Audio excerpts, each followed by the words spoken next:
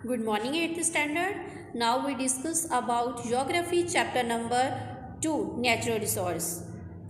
So listen the video carefully. के बारे में बात और चैप्टर का नाम है land, soil, water, natural vegetation and wild life resources. ये है 8th क्लास की ज्योग्राफी। तो चलिए स्टार्ट करते हैं। यहाँ पर एक स्टोरी दी गई है, आप चाहते हो तो पढ़ सकते हो, नहीं चाहते हो तो आप इसे स्किप भी कर सकते हो, कोई दिक्कत नहीं है। यहाँ से स्टार्ट करते हैं। लैंड क्या है? एक्चुअली जो लैंड है ये एक नेचुरल रिसोर्सेज है जो हमारे लिए एक इम्पोर्टेंट पार्ट है रिसोर्सेज में से। और पूरे टोटल एरिया की अगर हम बात करें अर्थ सरफेस पे, तो उसका कितना परसेंट लैंड कवर करता है? उसका 30% जो एरिया है वो लैंड कवर करता है। और जो ये 30% है, हालांकि ये स्मॉल परसेंटेज है, लेकिन ये सारा परसेंट जो है ये हैबिटेबल नहीं है। इसमें से कुछ पार्ट या कुछ परसेंट ही हैबिटेबल है जहाँ पर लोग रह सकते हैं। ओके, आपको ये तो पता है कि पॉपुलेशन का हर जगह पर अनइवन डिस्ट्रीब्यूशन है। इवन दो एक ही कंट्री में रीजन टू रीजन अगर हम जाएंगे तो हमें वहाँ पर भी पॉपुलेशन का एक जो डिस्ट्रीब्यूशन है वो अनइवन देखने को मिल सकता है। ऐसा क्यों है? वो इसलिए है क्योंकि जो लैंड और क्लाइमेट है उसके जो वेरिड कैरेक्टरिस्टिक्स हैं उस पर डिपेंड रहती है कि पॉपुलेशन कहाँ पर कितनी होगी। जैसे कि अगर हम बात करें, अगर रग्ड टोपोग्राफी है या स्टीप स्लॉप्स है माउंटेन्स पर, या फिर लो लेइंग एरियाज है जहाँ पर वाटर लॉग हो जाता है, मतलब पानी रुक जाता है, या फिर थिक फॉरेस्टेड एरियाज हैं, यहाँ पर क्या होता है, स्पार्सली पॉपुलेटेड होते हैं, मतलब कम पॉपुलेशन होती है, लोग कम रहते हैं यहाँ पर, या फिर अनइनहेबिटेड होते हैं, मतलब यहाँ पर लोग रहते ही नहीं हैं। प्लेन्स एंड रिवर वैलीज जो हैं वो सुटेबल होती हैं एग्रीकल्चर के लिए, और लोग वहीं रहना ज़्यादा पसंद करते हैं जहाँ पर एग्रीकल्चर हो, क्योंकि मेन ऑक्यूपेशन यहाँ का क्या है? एग्रीकल्चर है ना।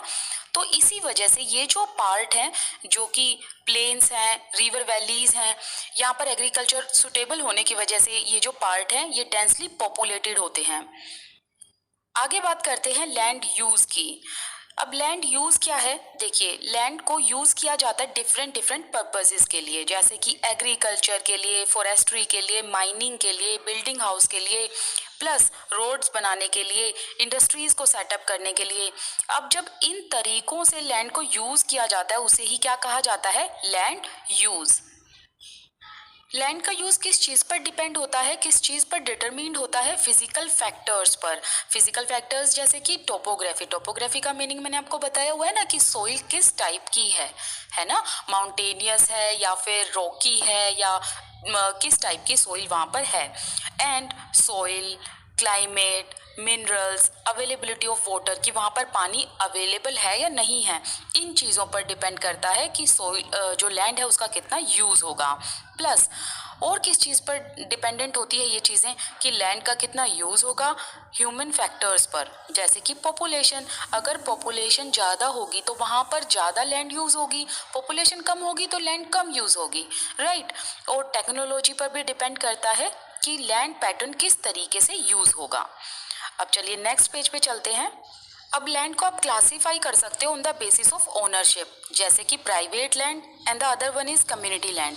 प्राइवेट लैंड का मतलब है जो लैंड इंडिविजुअल ने ओन की हो, लेकिन कम्युनिटी लैंड की बात करें वो लैंड जो कम्युनिटी ने ओन की हो। जैसे कि प्राइवेट लैंड पे तो इंडिविजुअल का अधिकार होगा क्योंकि उसने वो खरीदी, उसने वो ओन की है, लेकिन कम्युनिटी पे कम्युनिटी का ही जितने लोगों ने वो खरीदी है, और ये एक प्रॉपर कम्युनिटी होती है, जैसे कि एक ही कम्युनिटी नहीं, बहुत सारी कम्युनिटी मिलकर वो लैंड को यूज़ करती है।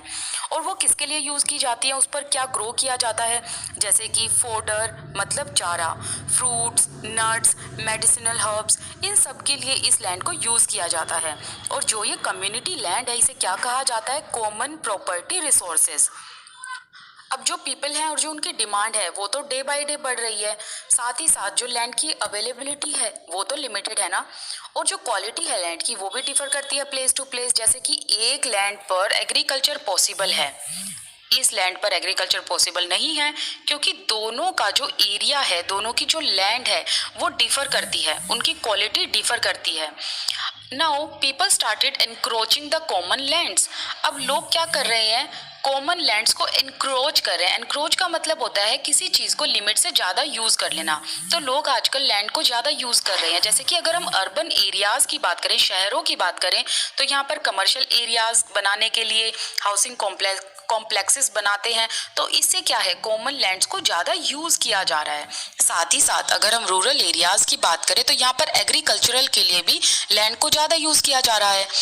अब जैसे कि अगर हम आज की बात करें, इतना वास्ट चेंज हो चुका है लैंड यूज़ पैटर्न में, मतलब लैंड को यूज़ करने का पैटर्न बहुत ज़्यादा चेंज हो चुका है।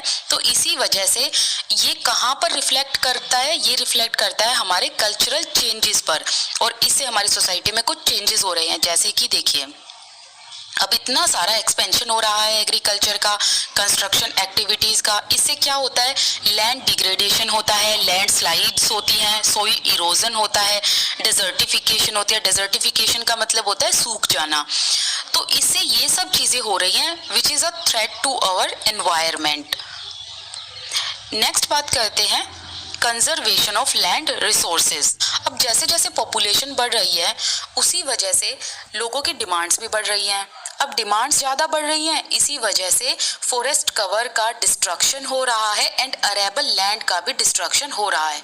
अरेबल लैंड का मतलब ऐसी जगह, ऐसी भूमि जहाँ पर ना क्रॉप्स ग्रो की जाती हैं, लेकिन वो बेचने के लिए ग्रो की जाती हैं, बिक्री के लिए ग्रो की जाती है, नॉट फॉर एनिमल यूज़।